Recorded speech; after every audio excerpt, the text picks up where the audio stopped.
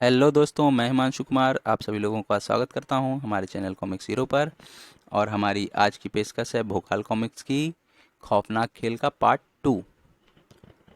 अब मैं विश्व के सबसे शक्तिशाली पुरुष अति क्रूर को आमंत्रित करता हूं। अति क्रूर।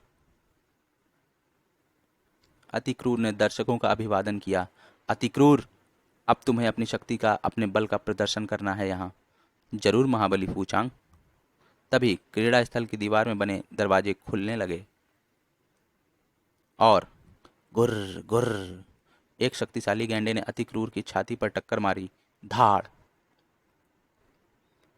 अति क्रूर उछलकर उसी गैंडे पर सवार हो गया। गैंडा भयभीत होकर तेजी से दौड़ा और दौड़ते दौड़ते गैंडा बुरी तरह थक कर गिर पड़ा। तभी दो हाथी तेजी से उसकी ओर दौड़े। चिंगाड़ चिंगाड़। अति क्रूर ने दोनों हाथियों की सूंड पकड़ ली। चिंगाड़ चिंगाड़।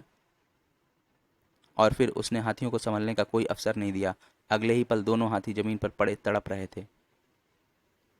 अति क्रूर की शक्ति देखते ही बनती थी। धाड़, गुर्र, चिंगाड़। वाह, अद्भुत। तालियों की गड़गड़ाहट के बीच महाबली फूचांग ने घोषणा की, शक्ति प्रदर्शन में सफल होने पर अति क्रूर को तिलिस्मी ओलंपाक के लिए चुना जाता है। महाबली अति क्रूर, अब आप अंदर जाएं, अभी आपको दोबारा बुलाया जाएगा। और अति क्रूर के जाने के बाद हर दर्शक के दिमाग में एक ही तूफान था। जाने अब कौन आएगा, पता नहीं क्या आश्चर्य दिखाएंगे महाबली फूचांग अब। लेकिन इससे पहले कि उनके प्रश्नों का सही जवाब मिलता, गड़ गड़ गड़ गड़ गड़ गड़ गड़, और सबके चेहरों पर खिंच गई आतंक की रेखाएं। धरती का सीना चीर कर निकला भयानक दैत्य। किंतु तभी एक मानव भागता हुआ उसके सामने आ गया और एक निष्फल सा दुस्साहस किया उसने,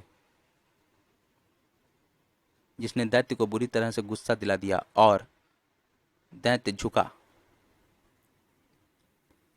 और अगले ही क्षण चीखें निकल गईं सभी दर्शकों की।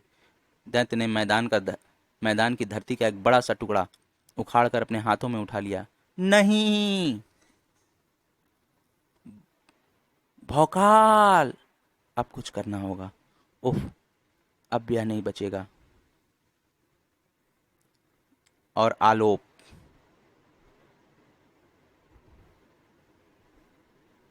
भौकाल बन गया। दैत्य ने विशाल धरती का टुकड़ा भोकाल पर दे मारा और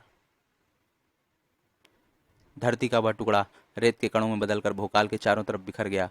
फिर भोकाल ने अपनी ढाल नीचे की और वह उड़ चला। और आह, बस, अब नहीं बचेगा तू। भोकाल के वार ने दैत्य को काल का ग्रास बना दिया। दर्शकों दर्शकों के शोर से सारा क्रीड़ा स्थल गूंज उठा, जिसके बीच गूंज उठी फूचांग की आवाज। ये है आलोप उर्फ भोकाल, तिलिस्मी ओलंपाक के लिए चुना गया तीसरा विजेता। वाह वाह, तड़तड़ तड़तड़, भौकाल भौकाल महावीर। महाबली फूचांग का खूंखार स्वर गूंजा। अब मैं इन तीनों विजेताओं को तिलिस्मी ओलंपाक में भेजूंगा। तभी क्रीड़ा स्थल पर एक बिजली ने प्रवेश किया। ठहरो, मैं भी तिलिस्मी ओलंपाक में भाग लेना चाहती हूँ। नहीं, तिलिस्मी ओलंपाक में सर्वोत्तम महाबली महावीर इंसान ही भाग ले सकते हैं।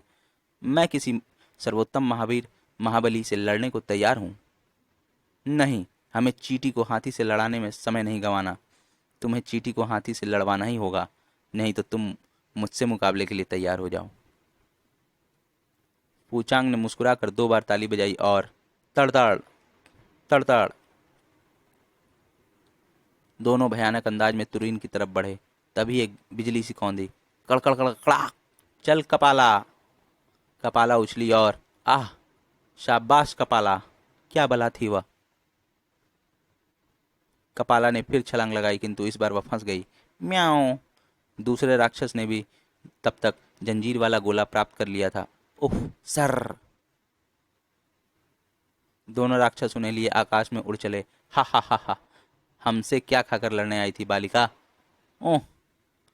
क्रीड़ा स्थल के शांत वातावरण में गूंज उठी फूचांग की हड्डियों को जमा देने वाली खौफनाक हंसी। हा हा हा हा, चींटी और हाथी का मुकाबला।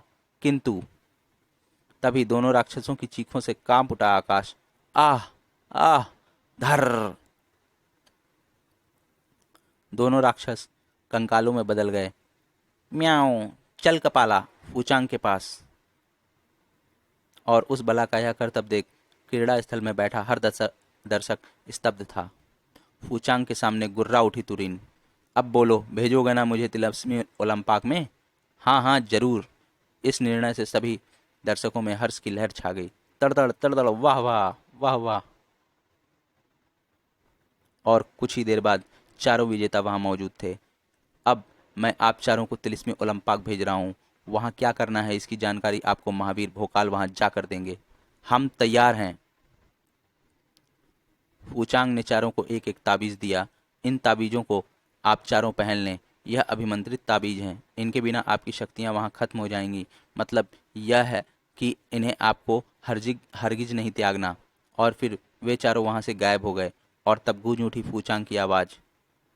पृथ्वी के राजाओं, महाराजाओं, चक्रवर्ती सम्राटों, इस क्रीड़ा स्थल से यह खेल अब समाप्त हुआ। अब आप अपने अपने देशों में पहुंचकर भी तिलिस्मी ओलंपाक में हो रहे चारों वीरों के खेल का आनंद ले सकते हैं। किंतु उसके लिए आपको मुझे अपने अपने देशों की आय का आधा हिस्सा देना होगा। ये जादुई दूरदर्शन दर्पण आपको तिलिस्मी ओलंपाक के सभी दृश्य दिखाएंगे। मेरा वादा है कि आपका ऐसा मनोरंजन कभी ना हुआ होगा, ना कभी हजारों साल तक किसी का होगा। हम सब तैयार हैं। हमें यह दूरदर्शन दर्पण चाहिए। और हम आगे भी तिलिस्मी ओलंपाक में और वीरों को भेजते रहेंगे। पाठकों, आपके दिमाग में इस अद्भुत कथानक से खूब कुश्ती लड़ी।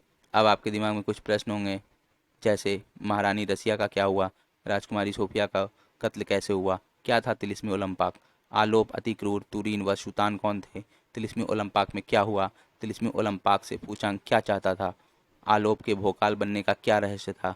इन सब प्रश्नों के जवाब आपको मिलेंगे तिलिस्मी ओलंपाक में। दोस्तों, हमारी ये कॉमिक्स यहीं पर समाप्त होती है और अब हम मिलते हैं अगली कॉमिक्स में। धन्यवाद।